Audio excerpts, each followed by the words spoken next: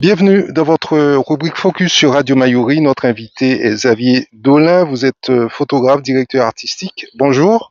Bonjour, enchanté. Merci pour l'invitation.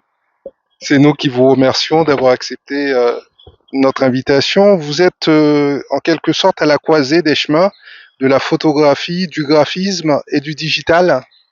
C'est ça, j'ai essayé de mêler avec les années mes différentes passions qui commencent évidemment par le dessin, le graphisme, la photographie et puis maintenant la vidéo. Donc c'est vrai que voilà, c'est ce qui fait aujourd'hui un petit peu mes différentes identités visuelles. L'image, c'est votre matière première?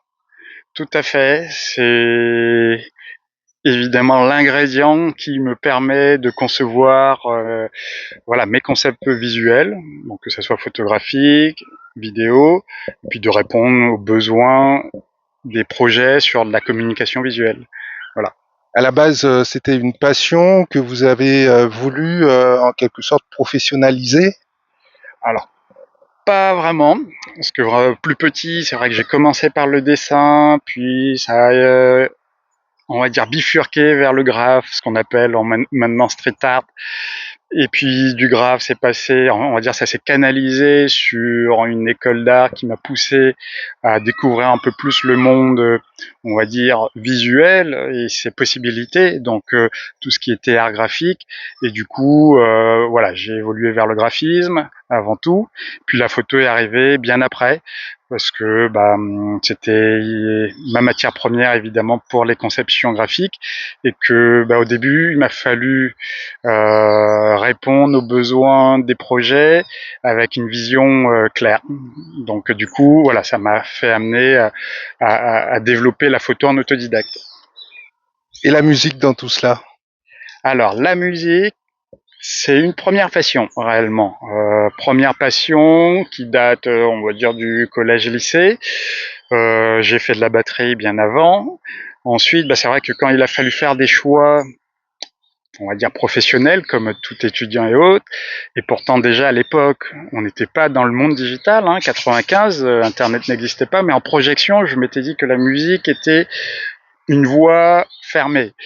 Donc du coup, j'ai choisi l'orientation image, mais plusieurs années après, j'ai rebifurqué à travers des projets sur l'identité visuelle d'artiste, et du coup, ça m'a fait un petit peu retoucher à la musique, mais sur un plan image cette fois. Alors, vous avez photographié des artistes très connus, Fanny G, Warren, Anthony Cavana, Admiralty. Est-ce que vous êtes le photographe des stars? C'est une étiquette qu'on me met, mais j'aurais tendance à dire pas que, parce que c'est vrai que j'ai évolué aussi dans d'autres domaines, peut-être moins connus, mais ça m'a plu en tout cas à évoluer effectivement dans ce domaine musical qui me faisait retoucher à la musique. Donc indirectement, même si je ne joue plus d'instrument, c'est vrai que voilà, d'avoir une oreille, d'avoir une écoute pour justement travailler l'identité des artistes, ça fait que j'avais choisi un peu cet axe-là. Mais voilà, photographe de star, je sais pas, voilà, ça c'est une étiquette que je laisse mettre par le public, si vous voulez. Alors, pour rester dans la musique, vous avez aussi dessiné des pochettes d'albums pour notamment ces artistes que l'on vient de citer, et très certainement d'autres également. Tout à fait. À travers les projets, donc c'était pas uniquement de les photographier, il fallait, comme tout projet, développer une identité visuelle à chaque nouvel album, on va dire. Donc voilà, il fallait effectivement, avec eux, trouver l'image qui correspondait au projet à ce moment-là. Voilà. Et on peut voir d'ailleurs votre travail sur Instagram avec de nombreux modèles. Donc effectivement, le public avec lequel vous travaillez est beaucoup plus large que les artistes. Alors parlez-nous justement de ces modèles. Ce sont des personnes que vous recrutez, qui font appel à vous, qui viennent vous voir, qui vous contactent sur les réseaux. Alors, c'est un peu de tout, on va dire. Ça dépend si c'est un projet personnel ou si c'est un projet, j'allais dire commercial. Si c'est un projet commercial, évidemment, voilà, c'est des process assez différents. Ça peut être par agence, ça peut être ce qu'on appelle du casting sauvage, c'est-à-dire qu'on repère dans la rue des personnes qui peuvent correspondre à un projet. Ensuite, c'est vrai que sur mes projets personnels, j'ai encore une autre approche et une autre vision. Le plus souvent, c'est vrai que j'aime ce que j'appelle les profils atypiques, qui sont pas forcément dans les standards d'agence. Donc voilà. Donc c'est pour ça que effectivement dans mon travail, on peut voir plusieurs types de profils avec des mensurations diverses et variées. Beaucoup de jeunes sont attirés par le shooting. À quel moment peut-on se considérer comme un bon modèle? Alors, c'est vrai que par rapport au, on va dire, sujet que je peux avoir en face, et les gens qui sont pas forcément modèles, qui me disent souvent, ah, mais je suis pas photogénique, etc., etc. Et moi, j'ai toujours tendance à dire que tout le monde est un peu photogénique. Ce qui va faire la différence, c'est le regard justement de celui qui photographie, la sensibilité qu'on peut avoir par rapport, voilà, aux modèles, aux femmes.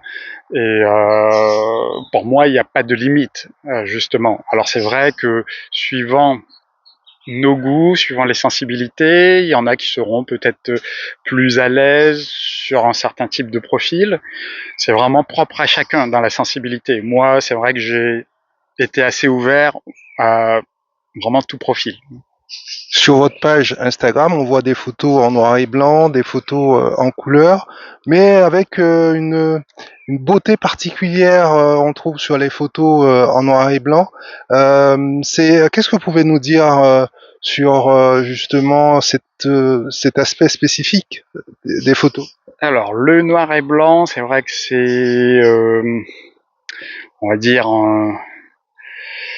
un choix que j'ai connu et que j'ai appris à connaître avec le temps. D'abord en faisant des expositions, en regardant le travail aussi de d'autres artistes et photographes. Et le noir et blanc avait pour moi une certaine intensité, en fait. Et avait un côté peut-être un peu plus intemporel que la couleur. Donc du coup, voilà, le travail de lumière aussi, les contrastes, c'est pas forcément évident. C'est pas juste de mettre une photo en noir et blanc. Il y a un travail de lumière à prendre en compte pour arriver à mettre en relief, on va dire, le personnage ou le paysage, etc., etc. Donc c'est voilà, j'allais dire une technique qui est venue tardivement, puisque j'ai commencé effectivement par la couleur. Ensuite, après, c'est vrai que personnellement, voilà, c'est un style que j'ai beaucoup aimé, on va dire développer. On voit des photos, également des vidéos pour mettre en valeur ces modèles. C'est nouveau les vidéos. Oui, ça date de, alors, je sais pas, je vais peut-être dire 3-4 ans à peu près. Et ça s'est amplifié d'ailleurs beaucoup avec le Covid, parce que tout le monde s'y est mis. Il fallait montrer sur les réseaux sociaux les choses malgré tout, parce que tout était fermé. Et c'est vrai que le côté photographique, vidéo surtout, s'est amplifié à travers les réseaux sociaux. Donc pour moi, c'était une évolution logique pour mêler justement le son, la musique que j'aime bien, et l'image. Donc du coup, voilà, pareil sur l'aspect vidéo, j'ai appris seul, voilà, à filmer et à monter. Xavier Dolin, pour revenir aux expositions, en préparant cet entretien, j'ai vu que vous aviez exposé dans de nombreuses grandes villes, comme Paris, Cannes, Martinique, et certainement la liste n'est pas exhaustive. Tout à fait. Comme tout artiste, c'est vrai qu'on aimerait se donner de la visibilité un peu plus, enfin, un peu partout, sans limite. Donc ça dépend toujours des opportunités. Et puis après, exposer, c'est pas juste voilà mettre en avant son travail ou des photos. Des fois aussi, c'est travailler une thématique en accord voilà avec peut-être d'autres si c'est une exposition collective. Donc du coup, j'aimerais exposer encore ailleurs, ici aussi en Guyane. Maintenant, c'est vrai que c'est un travail qui demande effectivement un temps de réflexion pour montrer aux autres, voilà, certaines choses. Alors, vous êtes d'origine guadeloupéenne, vous avez vécu à Paris, notamment pour vos études, vous y avez travaillé également. Alors, j'aimerais que vous nous parliez maintenant de votre présence en Guyane. J'ai vu que vous aviez animé des masterclass. Est-ce que vous avez d'autres projets hormis des éventuelles expositions? Alors oui, je suis né en Guadeloupe, mais j'ai tendance à dire que je suis Guyanais. Je fais un mix entre Guadeloupe et Guyane, puisque de mère guyanaise, de père guadeloupéen. C'est vrai que la Guyane, je la connais depuis que je suis bébé. Donc c'est pour moi justement un espace, un terrain de jeu que je connais parfaitement sur l'image. Alors maintenant, oui, sur le travail et le partage surtout des passions, j'aimerais partager encore plus et à travers des masterclass comme T2I le fait, cette passion pour que les jeunes puissent être aussi motivés, avoir des références surtout parce que moi à l'époque j'en avais pas, le côté digital n'existait pas et on n'avait pas de référence en fait pour nous pousser à faire comme les uns et les autres. Et donc c'est vrai qu'aujourd'hui on va dire nos enfants, les jeunes ont la possibilité d'avoir justement un peu plus j'allais dire de vitrine sur ces artistes et si on peut partager nos expériences et leur permettre justement d'évoluer professionnellement et différemment, voilà, moi je partage sans souci. En clair, vous avez à cœur de proposer, d'impulser, de mettre en place des projets, notamment avec les jeunes, la jeunesse. Alors oui, et comme je dis, pas seul, parce que c'est vrai que monter un projet, c'est de l'énergie, c'est du temps. Alors, donc le faire avec des gens qui, eux, sont déjà, j'allais dire, ancrés et comment dire ça, impliqués. Je cite encore T2I, voilà, qui fait pas mal effectivement de projets dans ce sens pour partager entre autres tout ce qui est culturel aussi, mais artistique. Donc voilà. Donc c'est vrai que suivant ce qui peut se proposer, je suis ouvert à partager en tout cas ces expériences. Et vous avez obtenu des prix, des récompenses en 2012. Oui, alors ça, si j'ai bonne mémoire. C'est le prix Roger Dubuis. Roger Dubuis, c'était un concours effectivement photographique pour une marque, comment dire ça, de luxe. Mais pas que. Il y avait aussi pour le magazine photo, qui est une référence en fait dans la photographie, où voilà, j'ai eu aussi à voir effectivement des prix suite à ces concours photo. Voilà. Après, il y a eu en 2013 le prix Pro Poto. Oui, aussi, voilà. Donc c'est vrai qu'il y a des choses que j'oublie avec le temps, mais voilà, j'ai essayé de participer à différents événements, à différents concours qui pouvaient me permettre d'avoir une visibilité en fait. Comme tout artiste, c'est vrai qu'on cherche à un moment donné à exposer, à se donner de la visibilité, et ces concours se sont présentés, donc voilà, il fallait y aller et puis attendre effectivement les résultats. Et puis pour terminer, le prix Olympus, là c'était en 2015, un petit peu plus proche de nous. Et c'est vrai que là, j'ai une vague mémoire, mais ça me parle. Mais voilà, ça devait être aussi un concours photo, évidemment, sur une thématique, je sais plus laquelle, auquel j'avais répondu. Et du coup, voilà, ça m'a permis encore de me donner de la visibilité. C'est vrai que tous ces concours, malgré tout, permettent, dans ce monde très riche en artistes, d'avoir un, comment dire ça, une vitrine effectivement sur son travail. Voilà. Alors vous avez appris la vidéo sur le tard. Néanmoins, vous avez effectué un certain nombre de formations, d'études, en fréquentant notamment l'ESRA, qui est quand même une très grande école de design à Paris. C'est ça. Donc dans mon cursus, comme je disais, après mon bac, il a fallu effectivement choisir une voie. La voie a été celle de l'école d'art. Et donc du coup, sur les formations graphiques et à l'époque digitale, ça commençait tout juste, 2000. C'est vrai que voilà, le mélange de ces techniques, c'est-à-dire audiovisuel, graphique et web, m'ont permis aussi, voilà, au fil des années, de choisir mon positionnement. Voilà. Ce sont des cursus que vous pourriez conseiller à nos auditeurs, nos internautes? Oui.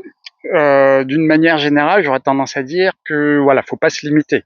Faut, en fonction des passions des uns et des autres, aujourd'hui, expérimenter, se donner les possibilités de comment dire ça, de voir aussi à travers des stages, à travers des masterclass, de voir justement comment les uns et les autres évoluent pour que justement on puisse à un moment donné choisir sa voie. Donc en tant qu'artiste, j'aurais tendance à dire qu'il ne faut pas se mettre de limites. Il faut tâter les terrains et puis après on choisit au fil du temps sur quoi on veut évoluer. Avant de parler de votre actualité, la vidéo s'est énormément démocratisée avec les smartphones. On se demande encore, est-ce que ça vaut le coup de se former, de se professionnaliser dans ces domaines? On a l'impression que tout le monde sait faire aujourd'hui. Alors, c'est vrai que le milieu artistique est assez particulier parce que je scinde pour moi deux parties. La partie technique qui permet évidemment d'approfondir ses connaissances et puis aussi de parfaire sa technique, mais malgré tout, la technique ne fait pas de nous des créatifs. Souvent on dit que c'est inné ou pas, et la plupart des artistes et des gens que j'ai vu évoluer savaient déjà dessiner ou faire des choses avant d'apprendre une technique. Voilà, donc après c'est souvent des domaines liés à des passions, et la technique permet effectivement de d'affiner son style, d'affiner les choses, mais est-ce qu'aujourd'hui voilà la technique fait de nous des artistes? J'aurais tendance à dire non. Voilà. Le débat est ouvert. Quelle est votre actualité? Mon actu, masterclass bientôt avec T2I déjà, et puis plein de choses évidemment en préparation dans la tête que j'aimerais faire et développer. Mais voilà, comme je dis souvent, ça prend du temps, ça peut prendre 1 an, 2 ans, 3 ans. Ça fait 2 ans et demi que je suis revenu maintenant en Guyane et c'est vrai que le territoire m'inspire surtout plein de choses. Maintenant, il faut prendre le temps, évidemment, sur des projets personnels, de les construire pour que justement on puisse offrir, dire au public des choses qui ont un sens en fait, et pas juste faire pour faire en fait. Voilà. Donc du coup, il y a une réflexion quand même en amont, et puis après, voilà, faut aussi, j'allais dire rassembler les éléments et la logistique, parce qu'un travail photographique, sauf si c'est dans un domaine particulier, mais peut faire intervenir effectivement des gens extérieurs. Donc du coup, ça demande aussi avoir une préparation, une équipe peut-être sur certains projets. Donc voilà, donc il y a plein de choses dans ma tête et ça prendra forme petit à petit. Comment peut-on vous contacter, Xavier Dolin? Sur tous les réseaux sociaux, beaucoup présent sur Instagram, un peu TikTok. Voilà, ouais, vraiment, c'est pour moi aujourd'hui ma vitrine principale, Instagram et puis TikTok. Xavier Dolin, merci. Merci à vous et à bientôt.